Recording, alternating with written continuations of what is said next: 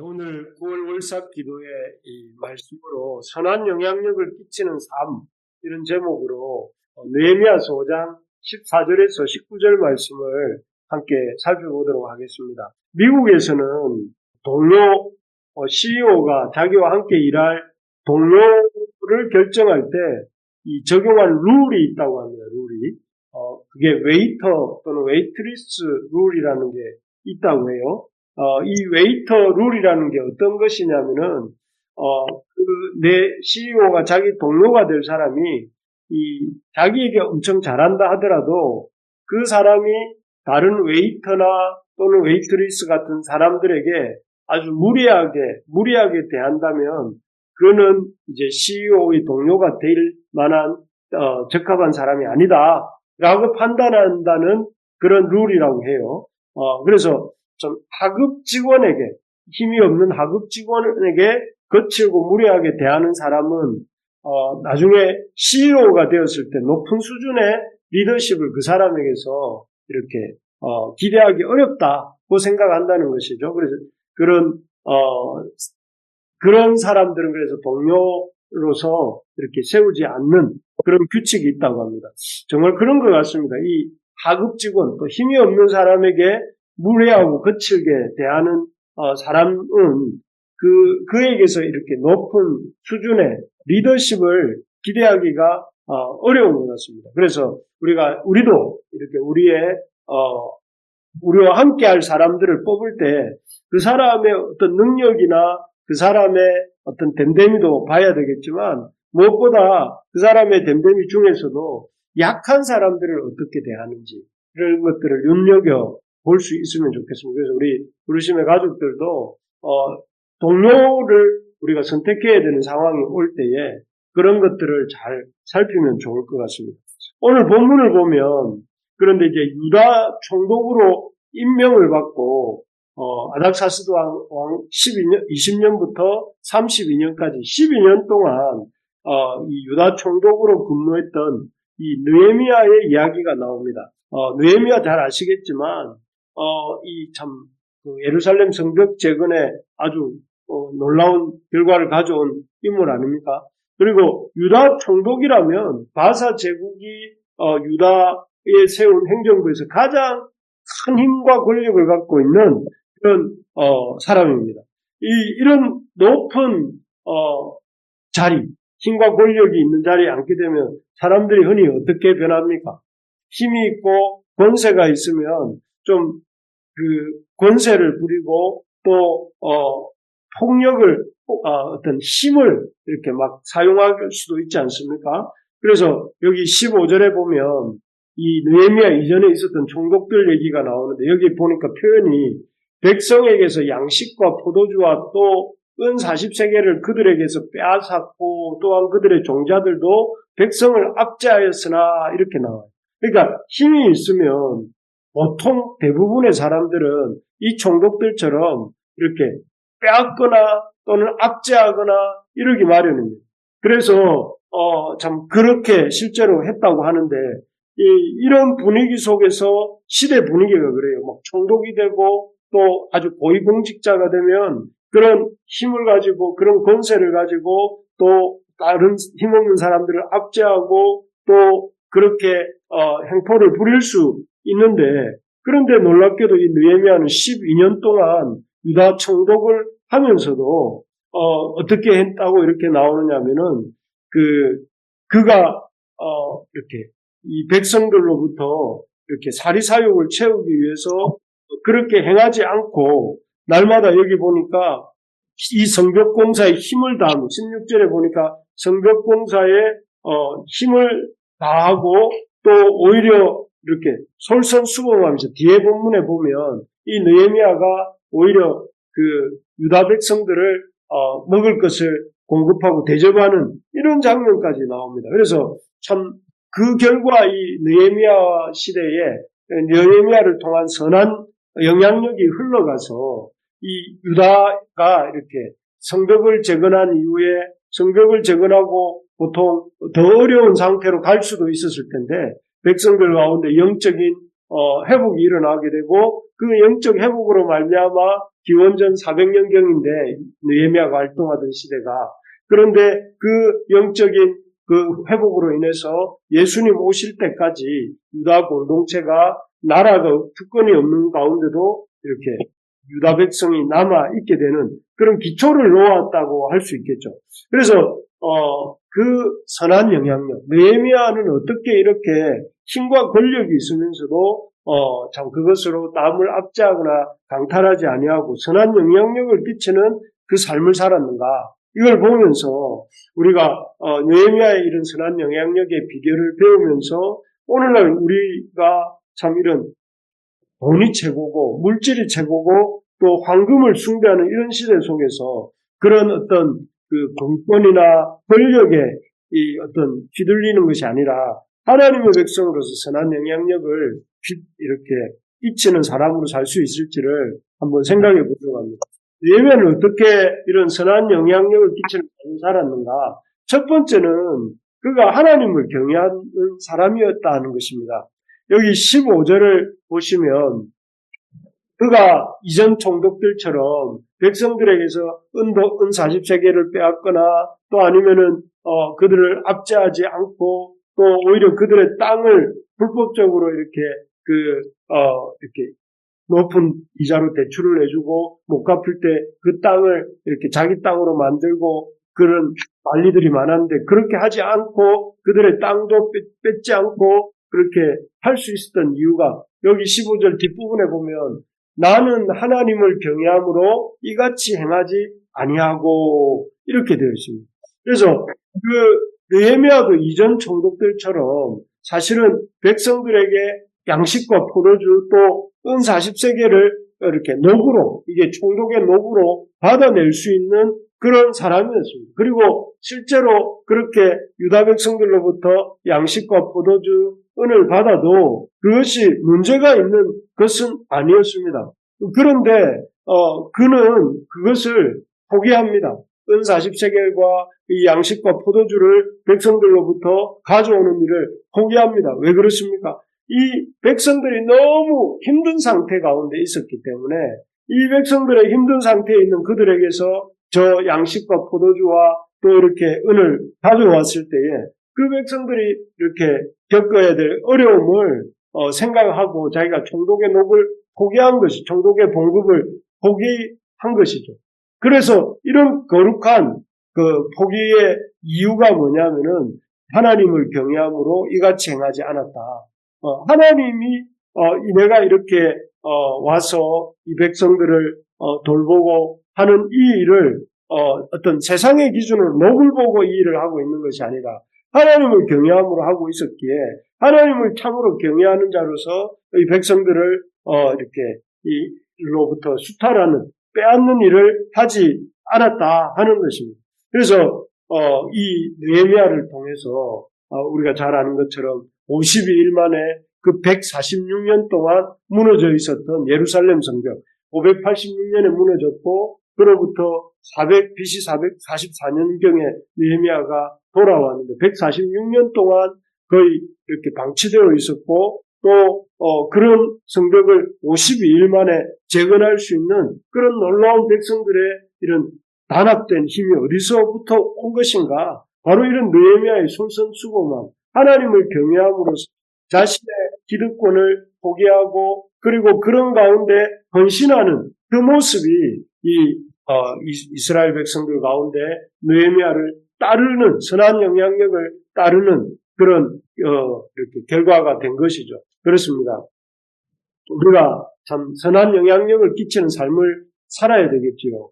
악한 영향력 또는 다른 사람들에게 아무런 영향력도 주지 못하는 그런 삶이 아니라 믿는 사람이라면 마땅히 선한 영향력을 끼치는 삶을 살아야 됩니다. 우리 부르심의 가족들이 어디를 가든지 직장을 가든지 또 그 가정에 가든지 또 어디를 가든지 선한 영향력을 끼쳐야 되는데 그 선한 영향력을 끼칠 수 있는 힘이 어디서 옵니까? 하나님을 경외하면서 온다.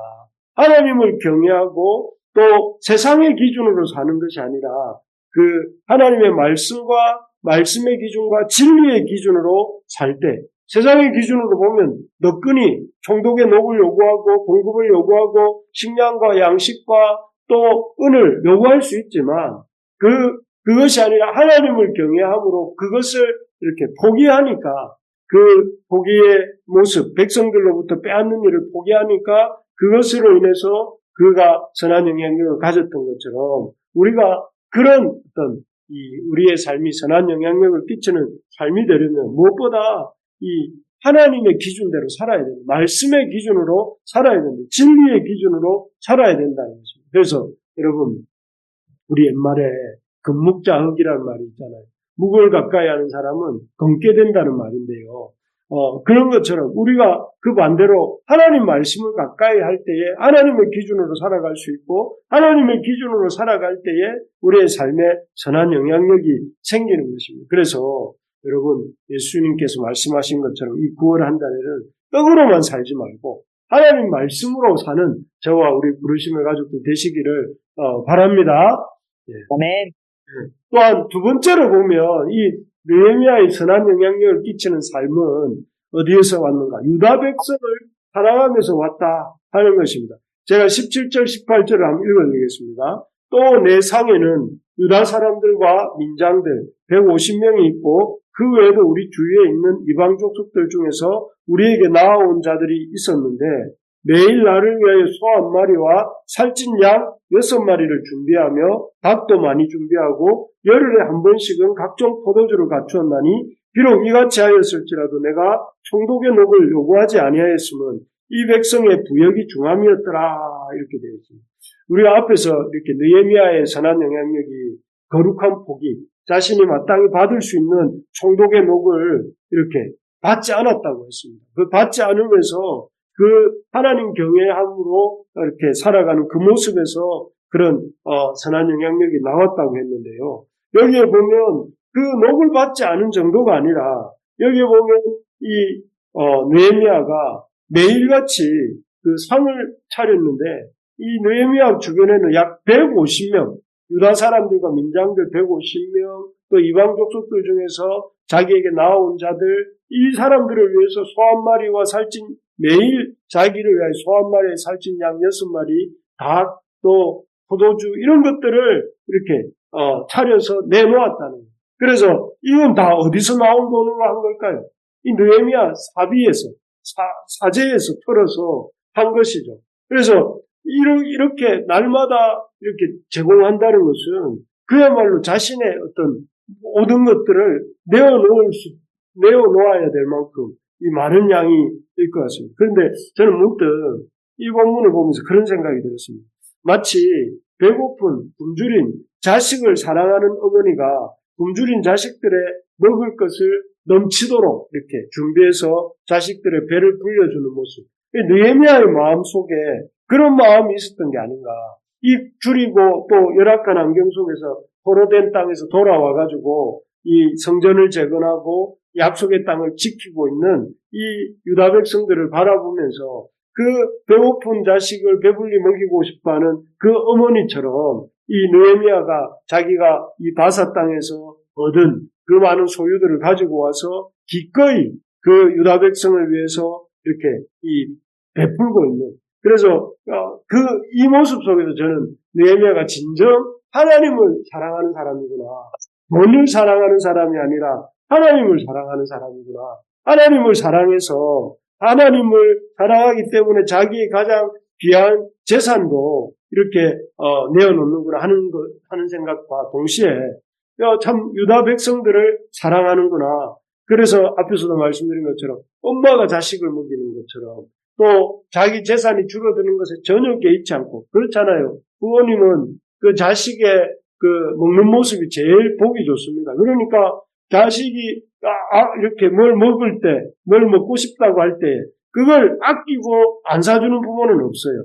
그냥 이렇게 내가 뭘 못 쓰더라도 자식이 이렇게 먹겠다고 하면 막 이렇게 기꺼이 이렇게 먹을 것을 사주는 게 그 부모의 마음인데 지금 느헤미야의 마음이 그런 마음이에요. 유다 백성들을 향한 그런 부모의 마음으로 하는 것이죠. 저는 이렇게 많이 살지는 않았지만 사는 동안에 제 삶을 돌아보니까 인생에서 참으로 남는 것은 물질이 아니다 하는 것을 많이 느낍니다. 또 우리가 인생을 열심히 다 살고 난 이후에 하나님 앞에 가지고 갈 수 있는 것도 물질이 아니더라고요. 그래서 많은 대단한 부자들이 죽을 때 뭘 가져갔다는 소리를 들어본 적이 없어요. 그냥 이렇게 돌아가신 거죠. 그냥 돌아가시고 끝이죠, 그게. 그리고 남아있는 유산 때문에 뭐 형제간에 오히려 다툼이 일어났더라 이런 소식을 왕왕 듣는데 정말 인생에 있어서 남는 것은 물질도 아니고 또 물질이 남았다고 해서 그걸 들고 갈 수 있는 것도 아니다. 오히려 인생에서 남는 것은 앞에 우리 찬양에서 말했던 것처럼 사랑이더라고요. 하나님에 대한 나의 사랑이 남고 또 내 마음속에 그 사랑을 품고 우리가 주님 앞에 가지 않습니까? 그래서 우리 하관 예배, 발인 예배 할 때 보면 그 관을 덮는 천위에 뭐라고 적어 놓습니까? 성도 아무아무 이렇게 적어 놓은 것을 저는 늘 유심히 봅니다. 성도라는 단어를 갖고 가죠. 성도라는 단어가 의미하는 바가 뭡니까? 하나님을 사랑하는 사람. 이런 뜻 아니겠습니까? 그래서 사랑입니다, 사랑. 이 사랑과의 관계도 마찬가지입니다. 우리가, 남는 것은 사람을 사랑한 것이 남습니다. 저는 옛날에 젊을 때 이런 생각을 했습니다. 사람이 남는다. 사람이 남는 것이고 사람을 잘 도와야 된다. 지금도 그런 마음이 있습니다. 그런데 사람이 남는 것보다는 내가 그 사람을 사랑한 마음이 남는 것 같아요. 그리고 그 사람 마음에 누군가가 나를 예수님의 이름으로 사랑해줬다는 그 마음이 남는 것 같아요. 그래서 참, 그렇구나. 요즘 느끼는 것이 참 사랑이다. 하나님을 사랑하고 우리 형제자매들을 사랑해야 되겠다. 이런 마음을 갖고 부족하지만 그렇게 사랑해 보려고 애쓰고 있습니다. 저는 우리 부르심의 가족들이 다른 것보다 하나님을 사랑했으면 좋겠습니다. 하나님을 사랑하고 또 무엇보다 내 가까이 있는 가족과 내 교회의 식구들과 내 일터의 동료들을 사랑하는 사람이 되기를 바랍니다. 마치 느헤미야가 유다 백성들을 사랑했던 것처럼 그렇게 자기 것을 이렇게 내어서 서로 대접하고 또 서로 이렇게 주는 것을 기뻐하면서 하나님 앞에 세워가는 우리가 되기를 바랍니다. 그래서 9월에는 우리가 일가 친척 만날 일도 많고 또 9월에는 우리 이제 새로 청년들은 학기가 시작돼서 또 캠퍼스에서 동료들을 만날 일도 많고 어쨌든 이래저래 만날 일들이 많은데 이런 뜨거운 사랑이 있기를 바랍니다. 그런 사랑이 있을 때 선한 영향력이 생깁니다. 선한 영향력은 이렇게 하나님 경외하는 것과 사랑하는 데서 나온다. 이걸 우리가 기억하시길 바랍니다. 끝으로 느헤미야의 선한 영향력은 어디서 왔는가? 이 갚아주시는 여호와를 믿는 믿음에서 나왔다 하는 것입니다. 우리 19절을 한번 같이 읽어봅시다. 19절입니다. 내 하나님이여 내가 이 백성을 위하여 행한 모든 일을 생각하시고 내게 은혜를 베푸시오. 이렇게 되어 있습니다. 여기에 보면 느헤미야가 하나님께 이 백성을 위해서 자신이 한 모든 일을 기억해 주시고 자신에게 은혜를 베풀어 달라고 기도하는 모습입니다.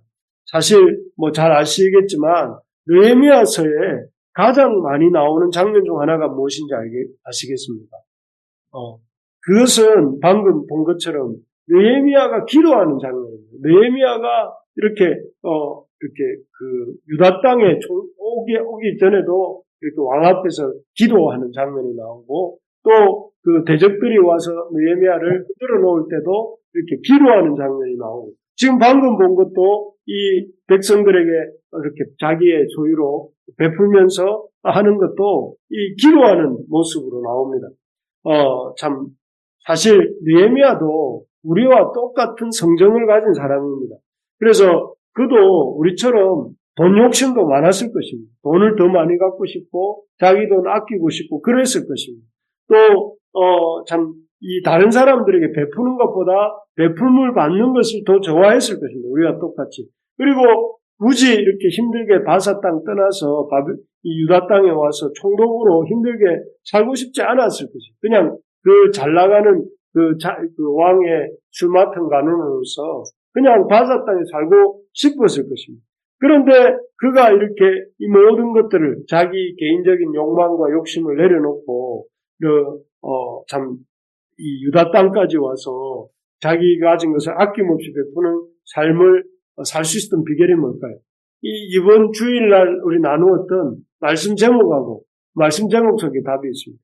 느헤미야는 이 세상의 주인이 하나님이시라는, 하나님이 이 세상의 주인이시고 그 하나님 앞에 기억되는 인생이야말로 가장 기억되는 일을 하는 인생이야말로 가장 참 지혜로운 인생이다 하는 것들을 알았던 것이죠. 그래서 자기가 이 모든 일을 하고 있는 근본적인 동기가 뭐라고 하느냐면은 하나님이 기억해달라는 거예요. 하나님이 기억해 주시고 하나님이 은혜를 베풀어 주시기를 바라는 마음을 가지고 그가 이렇게 베풀고 또 아낌없이 나누는 삶을, 헌신하는 삶을 사는 그런 살 수 있었던 것이죠.